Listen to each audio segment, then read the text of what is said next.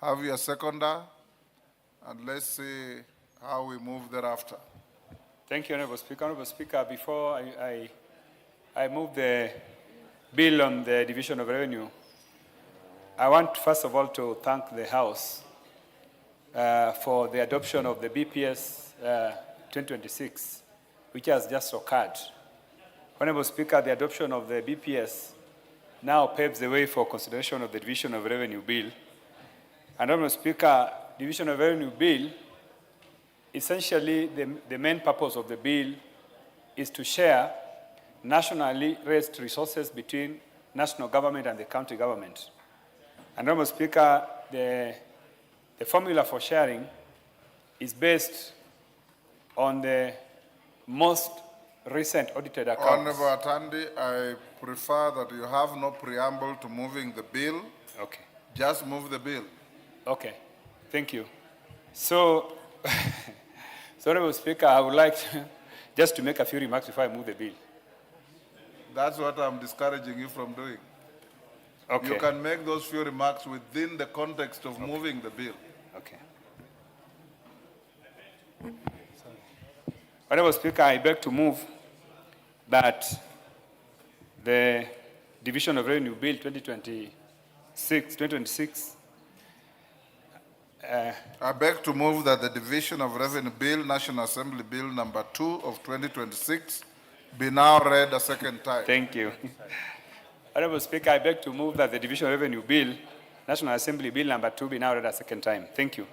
Honorable Speaker, just like I mentioned, the purpose of this bill is to allocate resources raised nationally between the county government and the national government.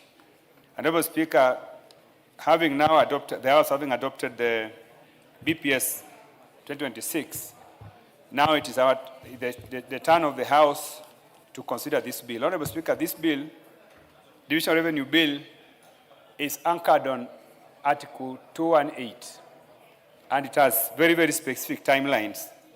The law says that the bill must be passed 2 months before the end of the financial year. Honorable Speaker, this bill is aligned with that, the requirement of the Article 218.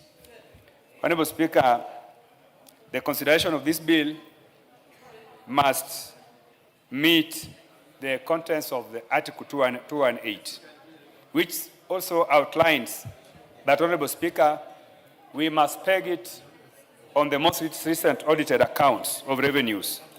Honorable Speaker, for this case, the most recent audited accounts of revenues, which has already been passed by the House, is the revenues for 2022-2023 financial year. Honorable Speaker, I also would like to add that the schedule of the bill provides that the total shareable revenue for the year 2026-2027 is estimated at 2,901,874,751,144. And the allocation is as follows. One, national government share is 2,472,272,587,719. County government equitable share, 420 billion. Equalization fund, 9,602,170,425. Honorable Speaker, I just want to emphasize that as we consider this bill, I must indicate that the sharing is a vertical sharing. The sharing is a vertical sharing, and as I've said, the most recent audited revenues are those for the financial year 2022-2023. Honorable Speaker, this bill also contains the equalization fund. Honorable Speaker, under Article 204 sub 1 of the Constitution provides that 0.5% of the revenue collected by the national government each year, based on the most recent audited and approved accounts of revenue by the National Assembly, be paid into the fund. Honorable Speaker, the law requires that before we consider any bill, we must engage in extensive public participation.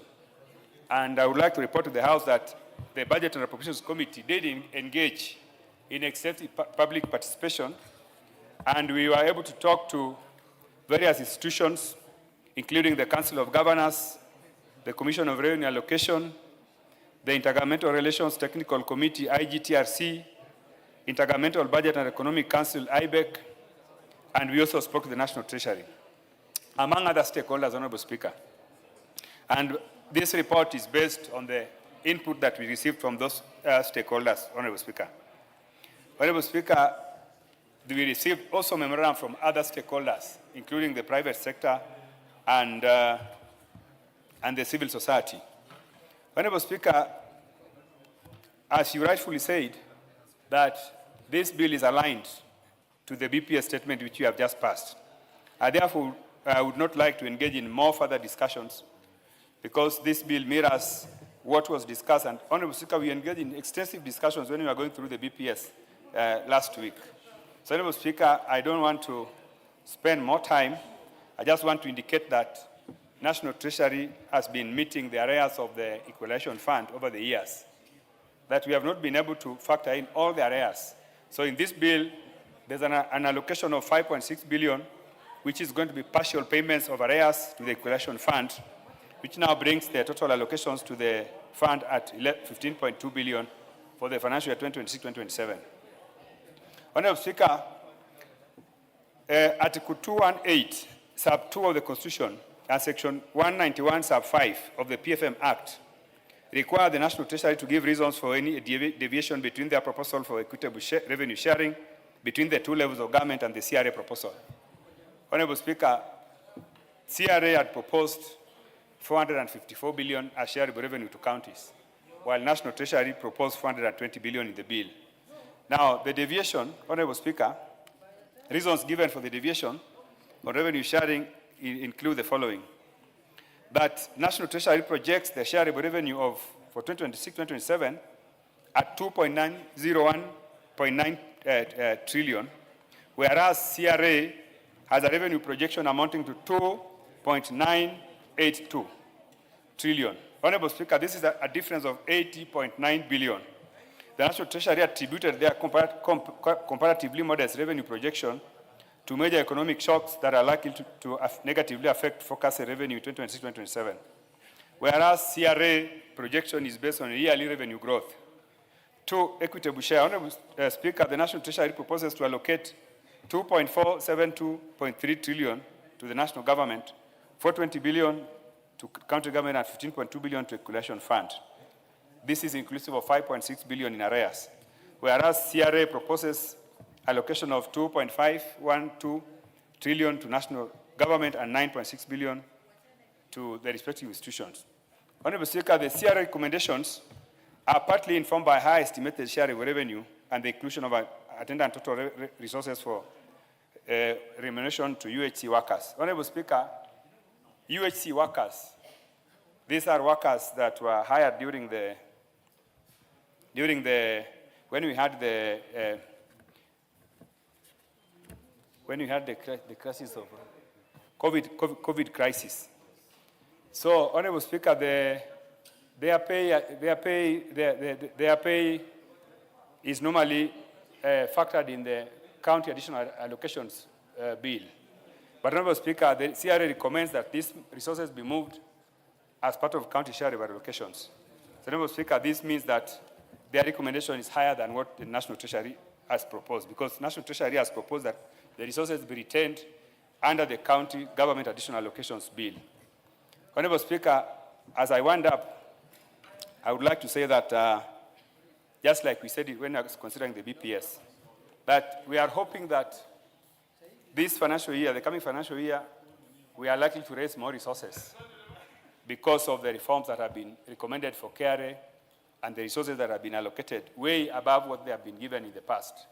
So, Honorable Speaker, if in case we are able to achieve those resources, then maybe we will be able to add more resources to counties.